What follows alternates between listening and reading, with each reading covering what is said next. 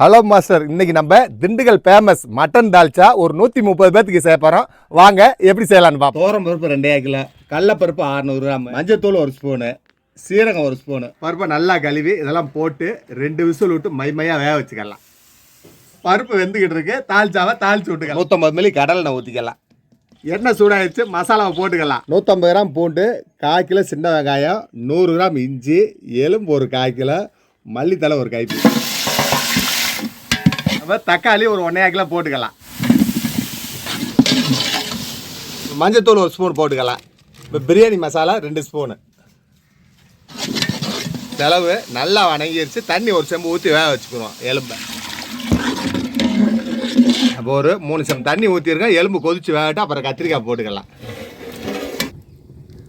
கத்திரிக்காவை அலசி வச்சுருக்கோம். தண்ணி ஒரு 5 கிலோ கத்திரிக்காய், பச்சை மிளகா ஒரு 5 பச்சை மிளகா, மல்லித்தலை ஒரு கைப்பிடி,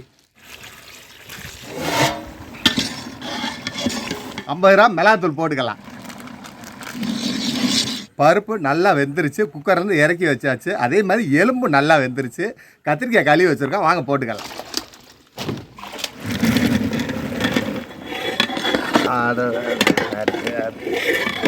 கத்திரிக்காய் நல்லா வணங்கட்டுங்க. அப்புறம் தண்ணி ஊற்றிக்கலாம். உப்பு ஒரு 100 கிராம் போட்டுக்கலாம்.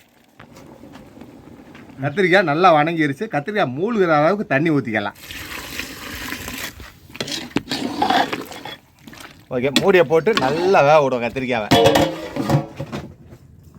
நிறைய பேர் தால்ச்சானா என்னடான்னு கேட்குறாங்க. தென் தமிழகத்தில், அதுவும் குறிப்பாக திண்டுக்கல் சைடில் பிரியாணி, சீரக சம்பா பிரியாணிக்கு தால்ச்சா தான் நாங்கள் யூஸ் பண்ணுவோம். சீரக சம்பாவில் செஞ்ச நெய்சோராக இருக்கட்டும், கொஸ்காவாக இருக்கட்டும், இந்த தால்ச்சாவை அதோட பிரிக்க முடியாது. நம்ம பருப்பை ஊற்றிட்டு மாங்காய் புளி போட்டுக்கலாம். கத்திரிக்காய் வந்து உடஞ்சி வரது பாருங்க, சூப்பராக. குக்கரில் வச்ச பருப்பை ஊற்றிக்கலாம். கரண்டியை பிடிச்சிக்கோங்க, மேலே அடிச்சிடும்.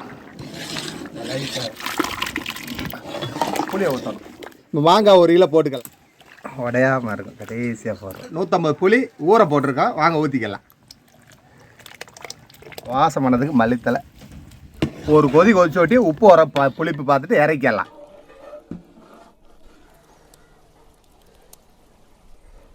திண்டுக்கல் மட்டன் தால்ச்சா வேறு லெவலில் ரெடி பண்ணியாச்சு. வாங்க சாப்பிட்டு பார்ப்போம். வெறும் தான் சாப்பிட காமிப்போம். சூப்பராக இருக்குது. நெய் சோறு குஸ்காவுக்கு வேறு லெவலாக இருக்கும். நீங்கள் இந்த மாதிரி வீட்டில் செஞ்சு பாருங்கள்.